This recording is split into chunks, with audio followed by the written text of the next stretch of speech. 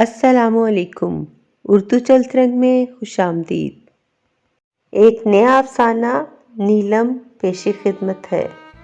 وہ ایک عام سا ہی دن تھا۔ وہ گلاس ونڈو سے باہر ہونے والی بارش کے پرلطف نظارے میں محو تھی۔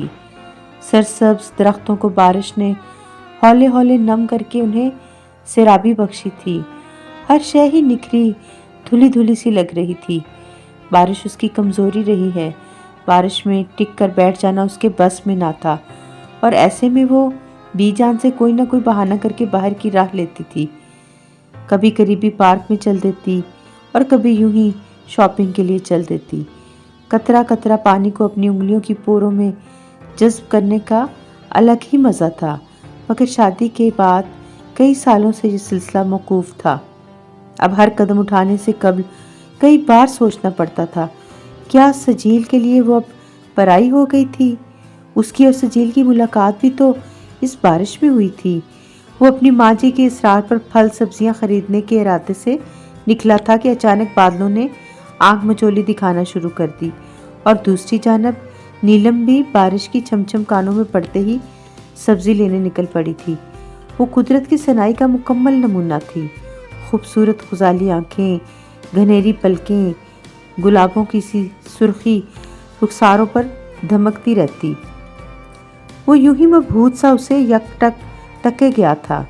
وہ اس کی نظروں کی فسو خیزی سے بے خبر ہاتھوں میں پانی کے قطروں کو محویت سے اپنی پوروں میں جذب کر رہی تھی۔ ایک دم نہ جانے کیا سوچ کر وہ کھلکھلا کر ہنسی تو موتیوں جیسے دانت جگمگاتے ہوئے ایک لڑی کی صورت میں پروئے ہوئے لگے تھے۔ کیا ہو رہا ہے؟ صبح صبح ہی وقت کیوں کھوٹا کر رہی ہو؟ کام کاج کا ہوش نہیں تمہیں؟ عقب سے آتی سوریا آپا کی آواز پر وہ بری طرح سٹپٹائی تھی۔ سوریا آپا نے اس کے چہرے پر بکھرے آس سے لے کر یاس تک کے سبھی رنگ بے حد محویت سے دیکھے تھے، اس لیے ٹھنڈی سانس بھری اور طمانینت سے بولی، تم خوابوں میں رہنا چھوڑ دو۔ اب تم سجیل کی محبوبہ نہیں، اس کی بیوی ہو۔ جب محبوبہ بیوی کی مسند پر براجمان ہوتی ہے تو اس کو ہر قدم بے حد پھونک پھونک کر رکھنا پڑتا ہے، اور تم تو اپنی ہی دنیا میں جیے جاتی ہو۔ وہ سوریا آپا کا اشارہ سمجھ گئی تھی، تبھی جلدی سے سارے کام کرنے نکل گئی تھی۔ صبح سویرے نگہت بیگم اور نصیر صاحب کو چائے کی اشد ضرورت ہوتی تھی۔ وہ نماز فجر کی ادائیگی کے بعد سب سے پہلے چائے پیتے تھے، اس لیے وہ پہلے چائے بنانے لگی، دوسری طرف ناشتے کی تیاری کرنے لگی۔ نصیر صاحب اور نگہت بیگم کے 4 بچے تھے۔ سب سے بڑی سوریا آپا تھیں، جن کا گھر قریب ہی تھا۔ وہ ہر دوسرے دن ادھر ہی پائی جاتی تھیں۔ وہ ان لوگوں میں سے تھیں جنہیں اپنی گھرداری میں وہ لطف نہیں ملتا جو دوسروں کی گھرداری میں دخل اندازی کر کے ملتا ہے۔ پھر سجیل تھے، اس کے بعد عامر، اور سب سے چھوٹی فریحہ تھی۔ فریحہ نازوں پلی تھی، ابھی کالج میں پڑھتی تھی۔ اس کو ابھی تک بچہ جان کر گھر کے کاموں سے دور رکھا جاتا تھا۔ یوں سوریا آپا، ان کے 3 بچے اور باقی تمام اہل خانہ کے لیے اس نے عین وقت پر ناشتہ کا اہتمام کرنا ہوتا تھا۔ ذرا سی دیر پر سوریا آپا اس کو بے نقص سناتی تھی۔ کبھی کبھار تو اس طرح کے طنزیہ جملے بولتی تھی کہ اس کو اپنی روح اندر تک چلنی ہوتی محسوس ہوتی تھی۔ اس خوف کے سائے تلے وہ اپنے تمام کام وقت پر ہی انجام دینے کی سعی میں ہلکان ہو جاتی تھی۔ وہ اپنے گھر میں دوسرے نمبر پر تھی۔ پہلے بھائی تھے، پھر چھوٹی ندا تھی، مگر ان کے گھر میں اتنی روک ٹوک نہ تھی۔ اگرچہ بھابھی بھی آ چکی تھی، مگر سارے کام خود ان کی والدہ طاہرہ بیگم سر انجام دیتی تھیں۔ سبحان بھائی اور عالیہ بھابھی بھی ماں کے آرام کا خوب خیال رکھتے تھے۔ ان کا اپنا گھرانہ بے حد مثالی تھا، جہاں ساس بہو کی روایتی چپکلش کا شائبہ تک نہ تھا۔ وہاں ایک پرسکون فضا ہوا کرتی تھی، جبکہ یہاں ہر کام پر، بات بات پر ڈانٹ ڈپٹ سہ سہ کر نیلم اپنی خود اعتمادی کھوتی جا رہی تھی۔ اس کا وہ مسکراتا ہوا، اٹکیلیاں کرتا وجود اب ہر وقت ہراساں رہنے لگا تھا۔ سجیل بھی ماں اور بہن کی اینک لگا کر ہی منصف بن کر فرائض سر انجام دینے لگتا تھا۔ پھر اسے بھی ماں اور بہنوں کی طرح نیلم کے ہر کام میں مین میک نکالتے دیر نہیں لگتی تھی۔ نصیر صاحب سمجھاتے تھے، تم لوگ کچھ تو عقل سے کام لو نگہت بیگم، یہ سریا کا زیادہ آنا جانا مناسب نہیں ہے۔ وہ اکثر کہتے اسے اپنے گھر گھرستی پر توجہ دینے کی ضرورت ہے۔ اس کی اپنی بچیاں جوانی کی دہلیز پر قدم رکھ رہی ہیں، ماں سے یہی سیکھ رہی ہیں۔ ہر وقت نیلم کو ذلیل کرنے سے بہتر ہے اپنے گھر کو کرینے سے سنوارے نکھارے میاں کو راضی رکھے، مگر کوئی بھی ان کی بات پر خاص کان نہ دھرتا تھا۔ اس کی اصل وجہ تو یہ تھی کہ ان کے گھر پر ہمیشہ نگہت بیگم کی حکومت رہی تھی، انہی کے حکم کا سکہ چلتا تھا۔ اب اچانک نصیر صاحب کی بات پر کیسے عمل ہو سکتا تھا؟ پھر جب نصیر صاحب زیادہ زور دیتے تو سریا میکے سے واپس سسرال کی راہ لیتی تھی، مگر 2 دن بعد پھر واپس آ جاتی تھی۔ بے ثبات زندگی میں ہم نفس ہوتے ہوئے بھی نیلم خود کو بالکل تنہا محسوس کرتی تھی۔ سجیل کے محبت کے وہ تمام دعوے جو شادی سے قبل اس نے کیے تھے دھرے کے دھرے رہ گئے تھے۔ ناشتے کی ٹیبل پر تمام اہل خانہ موجود تھے۔ وہ تیزی سے سب کی من پسند کھانے کی ڈشز ٹیبل پر رکھ رہی تھی۔ تم نے عامر کے لیے جوس نہیں نکالا؟ بچہ سارا دن پڑھ پڑھ کر ہلکان ہو جاتا ہے، صبح سویرے اسے جوس دیا کرو۔ نگہت بیگم نے اسے نیا حکم سنایا تو وہ انہی قدموں پر واپس پلٹنے ہی والی تھی کہ عامر کی آواز پر رک گئی۔ بھابھی رہنے دیں، میں آج انڈا پراٹھا ہی کھا لوں گا، اور امی کچھ تو خیال کریں، اتنے سارے افراد کا فرمائشی ناشتہ ہی کافی ہے، میں اس فرمائشی لسٹ میں شامل نہیں ہو سکتا، عامر نے کہا۔ نگہت بیگم نے خشمگین نگاہوں سے اپنے بیٹے کو دیکھا تھا۔ اب اس لڑکی کے پیچھے تم اپنی ماں کی بات رد کرو گے؟ نگہت بیگم کی بات پر فضا میں گہری خاموشی تن گئی تھی۔ نہیں امی، میرا یہ مقصد ہرگز نہیں تھا، میں آپ کی دل شکنی نہیں کر رہا، میں تو، عامر نے وضاحتی لہجہ میں کہا تھا، مگر اس کی بات درمیان میں ہی سریا نے اچک لی تھی۔ تو کیا مقصد تھا تمہارا؟ میں خوب جانتی ہوں، جو ہر وقت یہ تمہارے آگے پیچھے کام کرتی پھرتی ہے، تمہارا دل موم کر کے تمہیں مہرہ بنا کر ہمارے خلاف استعمال کرنا چاہتی ہے۔ اب سجیل ہاتھ سے نکلتا دکھائی دینے لگا تو عامر پر اپنے ہتھ کنڈے آزمانے شروع کر دیے۔ سریا آپا کا زہر خند لہجہ سارے ماحول کو یکبارگی آلودہ کر گیا تھا۔ حد ہوتی ہے آپا، انسان کو سوچ سمجھ کر بولنا چاہیے تاکہ بعد میں شرمندہ نہ ہونا پڑے، اور آپ تو واقعی یہاں کے حالات زیادہ بہتر جانتی ہیں، کیونکہ وہ آپ کے ہی مرہون منت ہیں۔ رشتوں کو ان کے اصل مقام پر رکھ کر دیکھیں، سارے کام سیدھے ہو جائیں گے۔ کب تک ویلن کا رول نبھاتی رہیں گی؟ عامر نے دوبدو جواب دیا۔ اس ساری صورتحال کے دوران اس کی اپنی حالت غیر ہو رہی تھی، وہی سزاوار ٹھہرائی جا رہی تھی۔ سجیل نے اچانک کھانے کی پلیٹ پٹخ دی۔ یہ کیا طریقہ ہے بڑوں سے بات کرنے کا؟ سجیل کا لہجہ باروب اور غصیلا تھا۔ عامر اس کی سرزنش پر خاموشی سے قطع تلخی اپناتا وہاں سے لمبے لمبے ڈگ بھرتا چلا گیا تھا۔ دیکھ لیا تم نے سجیل، اتنی سی بات پر کتنا فساد کھڑا کروا دیا اس عورت نے، سریا آپا نے مصنوعی آنسو آنکھوں میں لاتے ہوئے کہا۔ تو سجیل کو اس سارے واقعے میں اس کی خاموشی بھی جرم لگنے لگی تھی، جیسے وہی قصوروار ہو، جبکہ خود اس کا چہرہ فق تھا اور چہرے پر ہوائیاں اڑ رہی تھیں، ہاتھ برف تھے۔ اب سجیل کا موڈ ٹھیک ہونے میں کئی دن لگ جاتے، اور جب تک سجیل کا موڈ اعتدال پر نہ آ جاتا وہ بن پانی کی مچھلی کی مانند تڑپتی رہتی تھی۔ دل تو اس کی محبت میں خوار تھا، مگر ذہن سمجھاتا تھا کہ جب اسے کوئی پرواہ نہیں تو وہ بھی فکر چھوڑ دے، مگر سجیل اسے محبت کی رات دکھا کر خود کہیں کھو چکا تھا۔ ہر لحظہ درد اس کے دل کا مسکن ٹھہرا تھا۔ عامر کے رشتے کی مہم بڑے زوروں پر تھی۔ سریا آپا اسے جتلانے کی خاطر بآواز بلند تبصرہ کرتی تھی، اماں اس مرتبہ ہم کسی قسم کا کوئی دھوکہ نہ کھائیں گے۔ سجیل کی تو مت ماری گئی تھی جو بنا جہیز کے لڑکی بیاہ لایا، جس کو نہ تو بڑوں کا احترام کرنا آتا ہے، نہ ہی گھر گھرستی کی الف بے معلوم ہے۔ سریا آپا کی باتوں پر وہ خاصی جزبز ہوتی رہتی تھی۔ جہیز میں اتنا کچھ تو اس کے والدین نے دیا تھا، مگر یہاں آ کر اسے علم ہوا کہ سونے کا بھاری سیٹ نہ صرف یہ کہ ہونے والی ساس کو پیش کرنا ہوتا ہے، بلکہ نندوں کو بھی سیٹ دینا پڑتا تھا۔ اب ہر بات میں یہی تانا اس کا مقدر بنتا تھا۔ وہ مارے باندھے زبردستی کی مسکان سجائے ہر تصحیق امیز جملہ سہ رہی تھی۔ اس کی خاموشی کو بھی باسا اوقات جرم گردانا جاتا تھا۔ عامر کی مہم ابھی سر نہ ہوئی تھی کہ ایک نئی بات ہو گئی۔ جہاں یہ لوگ رشتہ کی غرض سے گئے تھے، وہاں उन लोगों को फरीहा बेहद पसंद आ गई थी। अब आमिर को भूलकर फरीहा की बाबत सोचा जाने लगा। यूं भी इम्तहानात के बाद फरीहा को फरागत ही फरागत थी। अच्छा है ना, हमारी फरी अपने घर की हो जाएगी, खुश रहेगी, क्या ठाट बाट होंगे, इतना बड़ा उनका बंगला है। और फिर हम अच्छा खासा दे दिलाकर ही उसे रुखसत करेंगे ताकि कोई ताना न मिले। आखिरी जुमला खासा धीमी आवाज में अदा किया गया था, मुबादा कि वो सुन न ले, जबकि उसका जहन तो पहले ही अनगंत ख्यालात की अमाजगाह बना हुआ था। क्या बात है, मैं देख रही हूँ तुम्हारा मुंह उतरा हुआ है। फरी का इतनी अच्छी जगह रिश्ता हो रहा है, तुम बर्दाश्त नहीं कर पा रही हो ना? सुरैया आपा का नया इल्जाम सुनकर चाय का कप जो वो उन्हें पेश करने के इरादे से ट्रे से उठा रही थी छलक उठा था। वो हवास बाख्ता उनका मुंह तक रही थी। लफ्ज भी अब उसका साथ छोड़ गए थे। मैं तुम्हारी रोनी सूरत काफी दिनों से देख रही हूँ। भाभियां तो ऐसे मौके पर बढ़ चढ़ कर काम करती हैं, एक तुम हो, तुम्हें तो एक काम कह दो किचन का मौत आ जाती है। निगत बेगम कहाँ चूकने वाली थी, दूर की कौड़ी लाई थी। नीलम हैरान रह गई। ऐसी कोई बात नहीं है, मैं तो इतनी खुश हूँ, सजील से पूछ लें आप। इसे फौरी तौर पर कोई बात समझ में ना आई तो सजील का हवाला दे डाला था। इसकी तो रहने ही दो, तुम्हारी जुबान ही बोलेगा वो तो। सुरैया आपा मस्खराना हंसी थी। नीलम की आंखें नम हो गई थीं।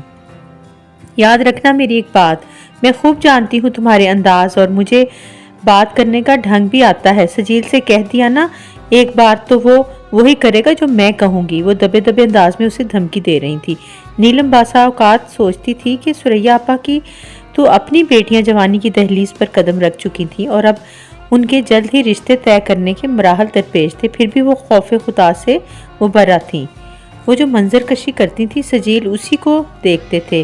फिर उनका मूड उनकी बातों के नतीजे में कई दिन तक नीलम से ख़राब रहता और वो उसे मुसलसल तंजिया बातों से जिज करते रहते। अम्मा, ये वट्टे सट्टे की शादियाँ ठीक नहीं होती हैं, इनमें एक घर नहीं बल्कि दो घराने तबाह हो जाते हैं। आमिर ने एहतजाज किया था। ना तो हमने कोई आंखें बंद करके तो हाँ की नहीं, जोहरा और जाहद दोनों हीरा हैं। जाहद अपनी फरीहा को खुश रखेगा और जोहरा भी खासी खूबसूरत लड़की है, उसको देखकर तो मैं उसी वक्त फरेफ्ता हो गई थी। सुरैया आपा का अपना ही नुक्ते निगाह था। आपा आप महज चेहरों को अहमियत देती हैं, लेकिन सीरत और किरदार ही सबसे अहम हुआ करते हैं। और फिर मुझे जोहरा खासी मगरूर लगती है। आमिर ने दिल की बात कहती थी। उसे तो भाभी जैसी लड़की की तमन्ना थी जो घर बार को संभाल सके और सबकी तल्ख व तुर्श बातों को भी अमृत समझकर पी ले। वो जानता था कि घर कुर्बानियों और सब्र की इमारत पर बनते हैं। चेहरों को अहमियत नहीं दे रही पगले, हर तरह से सोचा है, जगह जगह ख्वार होने से हम बच गए हैं। एक ही वक्त में तुम दोनों का रिश्ता तय हो गया है। फिर वो लोग अमीर कबीर हैं, सारे मामलात की खुद ऑफर की है कि सारे अखराजात वो साथ बाहमी रजामंदी से उठा लेंगे। शादी हाल भी उन्होंने अरेंज करके दिया है। हर मामला में उनका रोल है, ऐसे नहीं जैसे हमने पहले धोखा खाया था। सुरैया आपा की तान आज आकर नीलम पर ही टूटती थी।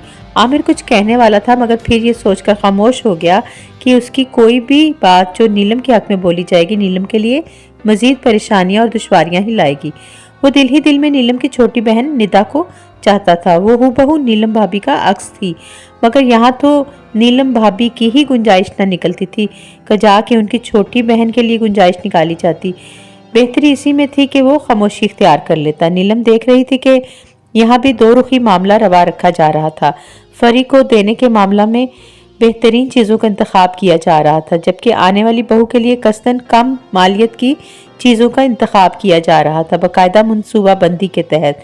फरी तो जिस शय पर हाथ रखती थी वो फरी के लिए हाजिर कर दी जाती थी, जबकि आने वाली की आरजुओं की कोई कदर कीमत ना थी। फिर जोहरा दुआओं के हिसार में इस दहलीज पर आई तो फरीहा नई गुलशन की तरफ चल दी। जोहरा ने जब अपने लिए मुंतखब सूट देखे तो खासे नखरीले अंदाज में नाक मुंह चढ़ाई थी। आपकी अम्मी ने एक भी ढंग का सूट मेरे लिए मुंतखब नहीं किया।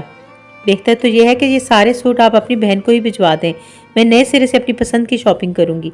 फिलहाल तो सिलवाने में भी दुश्वारी होगी, इसलिए मैं रेडीमेड सूट ही ले लूंगी। जोहरा सारे मामलात आज खुद ही तय करती चली जा रही थी और आमिर हैरान सा उसका चेहरा तक रहा था। ये तो अब मुमकिन नहीं है, कम से कम मेरे बजट के हिसाब से तो ऐसा मुश्किल है। आमिर हिचकिचाया था, फिर माँ की खुफकी का सामना करने से घबरा रहा था। अगर वो इतना ही बहादुर होता तो निदा आज उसकी जीवन साथी बन चुकी होती, मगर जोहरा ने तो जिद पकड़ ली थी। اس لیے مجبوراً عامر اسے شاپنگ کے لیے لے گیا۔ واپسی پر وہ ڈھیر سارے شاپنگ بیگز تھامے فاتحانہ انداز میں لوٹی تھی۔ ارے ابھی تو اتنے سارے کپڑے لیے تھے، اب اور شاپنگ کر آئی ہو؟ نگہت بیگم دبے دبے لفظوں میں اس کے لائے شوق اور نکھرے رنگوں والے لباس دیکھ کر بولی تھی، مبادا وہ برا ہی نہ مان جائے۔ یہ بھی مجبوری کے تحت تھا کہ دوسری جانب ان کی اپنی بیٹی بیاہی تھی اور اس کی خوشی کا انحصار اب اس پر تھا کہ زہرہ کتنی خوش اور مطمئن رہتی ہے۔ اوف، وہ بھی کوئی سوٹ ہے؟ مجھے اتنے پھیکے رنگ پسند نہیں، پھر وہ انتہائی سستے سے سوٹ تھے، مجھے تو ایک آنکھ نہیں بھائے، الٹا میرا دل اتنا خراب ہوا ہے۔ وہ اگر آپ لوگوں کو اتنے ہی پسند ہیں تو ایسا کریں، فری بھابھی کو بھجوا دیں۔ زہرہ لگی لپٹی رکھے بغیر دو ٹوک انداز میں بولی تھی۔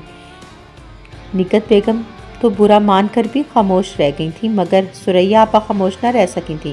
ان کا موڈ سخت آف ہو گیا تھا۔ یہ تو کوئی طور طریقہ نہیں ہے، اور آج تک نہ دیکھا نہ سنا کہ لڑکی اپنے ملبوسات سسرال والوں کے منہ پر دے مارے۔ ہماری بہن بھی تو ہے، اس نے تو ایسی کوئی مین میک نہیں نکالی۔ ثریا آپا نے غصیلے لہجے میں کہا تھا۔ وہ بھلا کیا مین میک نکالیں گی؟ ان کی حیثیت ہی کہاں تھی کہ اتنے قیمتی ملبوسات زیب تن کرتی؟ ہم نے ہر شے اعلیٰ پائے کی منتخب کی ہے۔ اس کی بنیادی وجہ یہ ہے کہ ہم نے ان کو اپنی اوقات کے مطابق دیا ہے، اب آپ لوگ شاید اتنا ہی دے سکتے تھے۔ آخری جملہ اس نے خاصے چھپتے ہوئے انداز میں کہا تھا۔ نگہت بیگم تو سلگ ہی اٹھی تھی۔ وہ کہاں آتی تھی بہو کے ایسے لب و لہجہ کی، مگر وہ نیلم نہ تھی، زہرہ تھی، جسے دو بدو جواب دینے آتے تھے اور منہ پر باتوں سے تھپڑ برسانا بھی آتے تھے۔ سن رہے ہو عامر، اور گڑ کھائے بیٹھے ہو؟ نگہت بیگم کا سارا غصہ اب عامر کی جانب منتقل ہو گیا تھا، جو ساری بات سن کر بھی بالکل پرسکون انداز میں بیٹھا تھا۔ میں کیا کہہ سکتا ہوں زہرہ، آپ کی ہی پسند ہے۔ عامر نے یہ کہہ کر وہاں بیٹھنا بھی بیکار سمجھا تھا۔ پھر آئے دن کے جھگڑوں نے طول پکڑ لیا تھا، جس میں عامر بالکل خاموش تماشائی کا کردار ادا کرتا تھا۔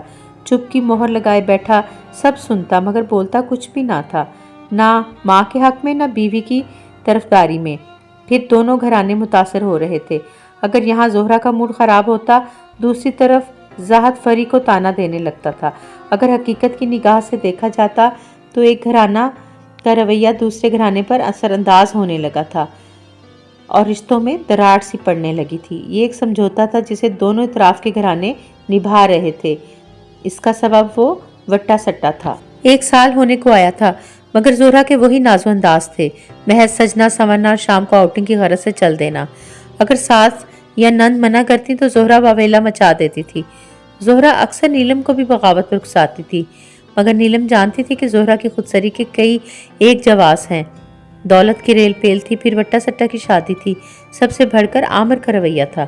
اگر عامر اور سجیل کے رویے کو پیمانے میں رکھ کر تولا جاتا تو عامر پر ماں اور بہن کی کسی بات کا بھی خاطر خواہ اثر نہ ہوتا تھا، جبکہ سجیل تو ہر معاملہ میں ماں اور بہن کی بات کو حرف آخر قرار دیتا تھا۔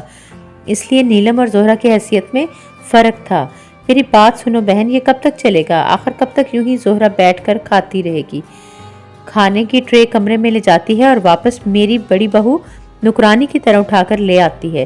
ارے ابھی ہم ہیں جو اسے پکا پکا کر کھلا رہے ہیں، اس نے تو ایک دن اپنے شوہر کو ڈھنگ کا پکا کر نہیں کھلایا ہے، رہنا پڑے الگ تو عقل ٹھکانے آ جائے۔ نگہت بیگم غصیلے لہجے میں فریحہ کی ساس سے مخاطب تھی۔ اگرچہ وہ ایک عرصہ سے برداشت کرتی چلی آ رہی تھی، مگر اب سال سے اوپر ہو چلا تھا، لیکن زہرہ تو ٹس سے مس نہ ہو رہی تھی۔ دوسری جانب فری پر ظلم و ستم توڑے جانے لگے۔ ادھر زہرہ خفا ہو کر میکے جاتی اور فری پر مصیبت آ جاتی۔ میں کہتی ہوں جب میری بچی ہی خوش نہیں تو کیوں اس کلموہی کو اس کی ماں کے گھر نہیں چھوڑ آتا؟ اور پھر واقعی ایک مرتبہ زاہد نے تیش میں آ کر فری کو گھر سے نکال باہر کیا۔ فری روتی بلکتی ماں کی دہلیز پر آن بیٹھی تھی، سب کے چہروں پر ہوائیاں اڑ رہی تھیں۔ ثریا آپا بھی اس معاملے میں خود کو پہلی مرتبہ بے بس پا رہی تھی۔ سجیل سے تو ہر بات منوا لیا کرتی تھی اور سجیل کے ہاتھوں نیلم کی وہ عزت افزائی کرواتی تھی کہ نیلم کی آنکھیں اشکبار ہو جایا کرتی تھی۔ پھر فاتحانہ انداز میں نیلم کو دیکھ کر ایک ہی جملہ اکثر بولا کرتی تھی، جانتی ہو نا مجھے بات کرنے کا سلیقہ آتا ہے، مجھ سے بڑھ کر بات کرنے کا ڈھنگ بھلا کسے آتا ہوگا؟ اس میں دھمکی بھی پوشیدہ ہوا کرتی تھی، جس کے خوف کے سائے میں آ کر نیلم ہر وقت چابک دستی سے کاموں میں لگی رہتی تھی اور وہی کچھ کرتی جیسا کہ اس کی ساس اور نند کی منشا ہوا کرتی تھی۔ مگر اس مرتبہ حالات مختلف تھے۔ فری ان کے لیے آزمائش بن گئی تھی۔ جس دولت کی ریل پیل دے کر انہوں نے شادی میں جلدی کی تھی، وہی دولت اب فری کے لیے تانا بن چکی تھی۔ ارے کہاں دیکھی تھی اتنی دولت تم نے؟ کہاں دیکھے تھے اتنے عیش تم نے؟ تمہاری تو اوقات ہی نہ تھی، 2 کوڑی کی اوقات تھی۔ فرش سے عرش پر لا بٹھایا ہے تم کو۔ زاہد اس کا تمسخر اڑایا کرتے تھے اور فری رو رو کر ہلکان ہو جاتی تھی۔ پھر دوسری جانب جس خوبصورتی پر نگہت اور خود سریا آپا فریفتہ تھیں، وہی زہرا کا ہتھیار بن چکی تھی۔ عامر بیوی کی خوبصورتی کی چکا چوند میں آ کر ماں اور بہن کی کوئی بھی بات سننے کا روادار نہ تھا۔ الٹا وہ اکثر کبھی بولتا تو فقط اتنا ہی کہتا تھا، زہرا کی خوبصورتی پر تو آپ دونوں ہی مر مٹی تھیں۔ اب شکایات کا دفتر کھول کر اپنا اور میرا وقت ضائع نہ کریں۔ ایک تو انسان پہلے ہی آفس سے تھکا ہارا آتا ہے اور پھر آپ لوگ شروع ہو جاتے ہیں۔ فری ان دنوں جس دور سے گزر رہی تھی، اس میں یہ ناروا سلوک اور پھر گھر سے نکال دینا اس پر ایک بہت بڑی آزمائش تھی۔ وہ ہر وقت روتی رہتی تھی۔ ماں اس کے آنسو دیکھ کر کڑتی رہتی تھی۔ مزید ستم یہ کہ دوسری جانب سے طلاق کی دھمکی دی گئی تھی۔ اب پانی سر سے اوپر اٹھ چکا تھا۔